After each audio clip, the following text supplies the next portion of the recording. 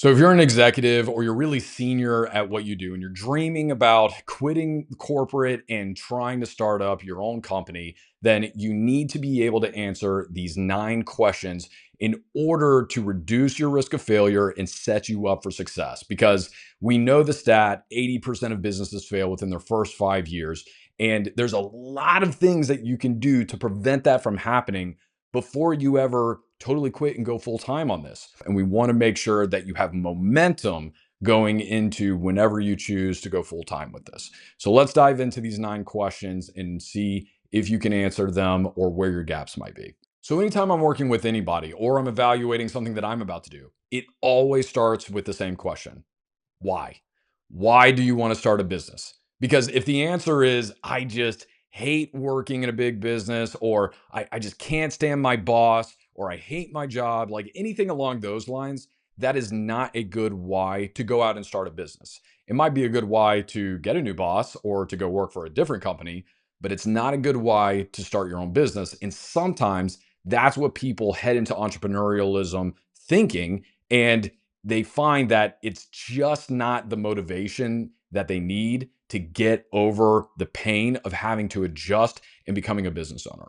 What you need is a real reason, like freedom, not having to travel as much and control your own life to build something meaningful. That's the kind of why that we're looking for. The reason this is so important in that we need to have a clearly defined why is because that is going to be the thing that keeps us going when things get tough. And there's one thing that I can promise you: it is going to get tough. Now, look, I admit this next question sounds like it's super obvious, but you would be surprised how many people haven't thought this all the way through. And that is, how does the business make money? What we're talking about doing is not just some passion project. This is a real business that needs to make money to be able to support the life that we want to build. So we need to be able to answer questions like, how do I get paid? Who's going to be paying me? What is the business model? And if you can't explain that in one sentence, then you haven't thought about it enough. And that moves us along nicely to question number 3, which is, who is your ideal customer? Because if the answer to that question is everyone, or maybe it's just all these people in an industry or whatever the case is, then you're already in trouble. I know it sounds contradictory, but it's just true. The more specific you get on who your customer is going to be, the easier it is to find them, market to them, and then sell to them. I mean, think about Apple, for crying out loud. I mean, they're one of the largest companies in the world with trillions of dollars in revenue, and even they know that their ideal client is not everyone, right? Because there's a lot of people that prefer PC or Android phones and different things like that. So they're not targeting everyone. They even have ideal types of customers, even at a business their size. So get super specific on who it is that you're trying to serve, because that's only going to serve you starting off. So this next one's a little nuanced, but it's really important. And that is, how much money do you need to earn after taxes? See, what ends up happening is people get lazy on the goal projection and they go, yeah, I need $250,000 a year to be able to continue to float my lifestyle. So therefore, my first year, I'm just going to try to make 250 grand. So that way I kind of break even. But that's wrong, because your business revenue is not going to be equal to your personal expenses. You're going to have different things. Like I said, business taxes are going to be taken out. How you depreciate certain assets or whatever it is that's involved with the business is going to be in there. You're going to have business expenses along with your personal expenses. So even though maybe you're just starting a one-person business to begin with, you cannot equate business revenue with personal earnings. So start with a number that you need to earn personally and then build out your business projections based off of that. This one's important and it scares everybody, but do you have a quit day already marked down on the calendar? Believe it or not, leaving your job is a lot easier when there is a deadline for a couple different reasons. Number one, it makes it feel real. Number two, when we leave the day as someday, well, that's the only day that's not a day. And then we end up doing what humans just end up doing anyway. We procrastinate.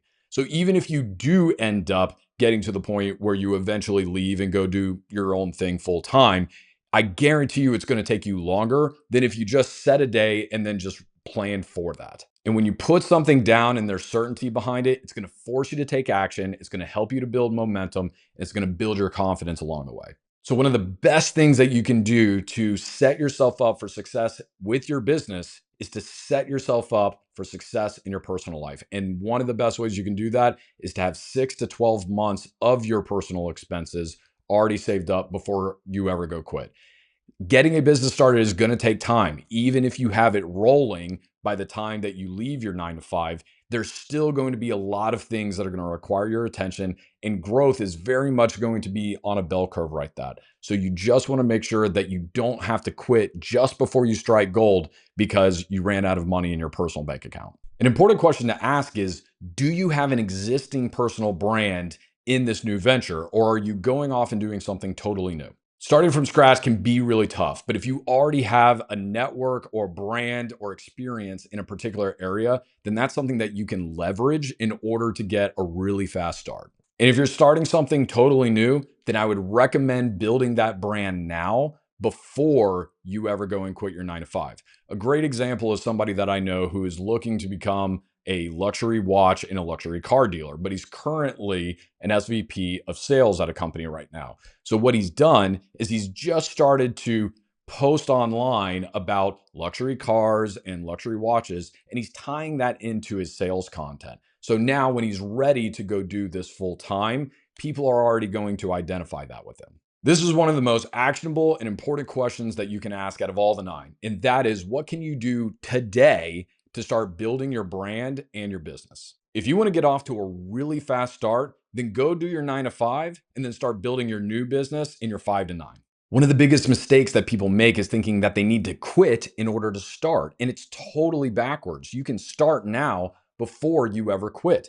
There's so many different things that you can start doing, like building out your business strategy, creating an offer, defining what your personal brand is going to be. You can even get your first client and start doing work for them and then testing out your model and your offering and what the experience is like, and actually going through that and making money. So, whatever you're looking to do, start now. That way, you're going to have some incredible momentum when you finally do get to your quit day and leave. This is something that I highly recommend if you can pull it off. But ask yourself, is there money available to invest in products and services to accelerate my timeline and get me to my quit day faster? Free tools and doing it all yourself is a way to go and make progress. But if you're somebody who's never built a website before, you can learn to do that yourself, but you're going to get a better product if you can just pay somebody else to do it for you and you focus on the zone of genius that is really going to drive your business forward before you ever quit. Investing in the right tools, getting business assets, and coaching can really accelerate your timeline